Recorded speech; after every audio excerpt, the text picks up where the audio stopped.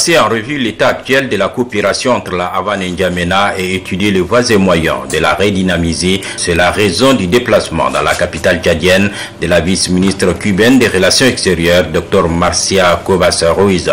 L'audience de ce jeudi qui s'est déroulée en présence des ministres de la Santé, des Finances et Budget, de l'Enseignement supérieur, mais aussi de l'économie et de la planification du développement, et bien sûr de proches collaborateurs du chef de l'État, vise à renforcer un peu plus cette volonté affichée par le président Idriss Déby Itno et son homologue cubain Miguel Díaz-Canel de donner une nouvelle dimension à cette coopération agissante dans divers domaines. Le Cuba et le Tchad renforcent ces dernières années leurs relations de coopération dans le secteur singulièrement de la santé.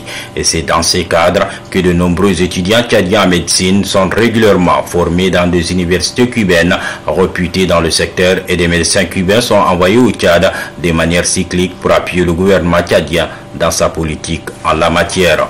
Au cours de cette audience, Dr Marcia Cobas Ruiz et le chef de l'État ont passé au scanner des sujets liés au renforcement de cette exemplaire coopération bilatérale. Bueno, pasamos revista a los temas de coopération. Nous avons fait une revue à toute la coopération entre les deux pays et surtout concernant les étudiants tchadiens qui sont actuellement à Cuba. Nous avons exprimé au président notre bonheur concernant les étudiants tchadiens. Ils sont très appliqués, très étudieux, très disciplinés et nous sommes sûrs qu'ils vont devenir de très bons médecins. Et surtout qu'au mois de juillet, il aura l'année scolaire termine et on va diplômer 135 étudiants tchadiens à Cuba. Nous avons aussi un groupe de médecins cubains, à peu près 44 médecins. Et comme nous avons le président constaté, c'est une coopération sud-sud qu'on envisage d'élargir et pourquoi pas de continuer à approfondir. Bien sûr, avec l'amitié qu'il y a toujours entre les deux pays. Et je profite de l'occasion pour saluer les peuples des champs et les transmettre nos amitiés, notre solidarité et lui dire que les médecins cubains vont continuer à travailler ici et à former et à développer la collaboration entre les deux pays.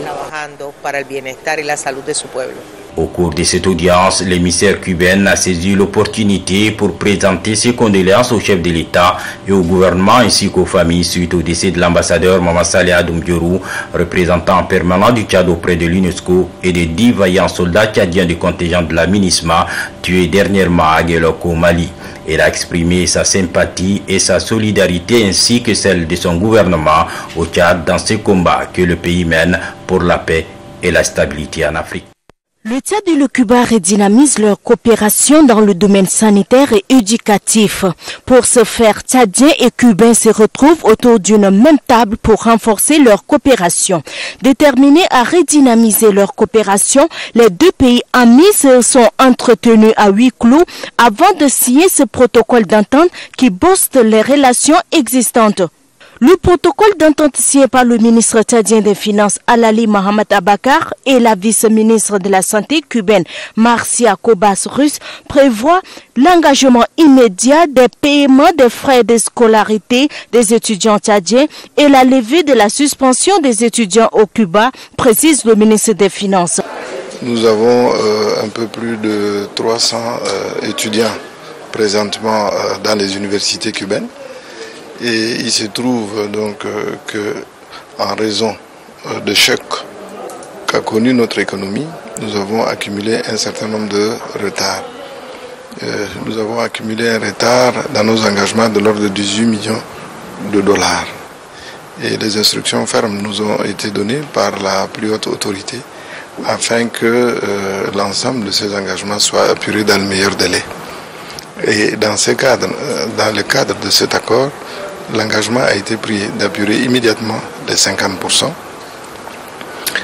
les 25% au plus tard le 15 mars 2019 et le reliquat, soit les 25 autres pourcents, au plus tard le 15 juin 2019.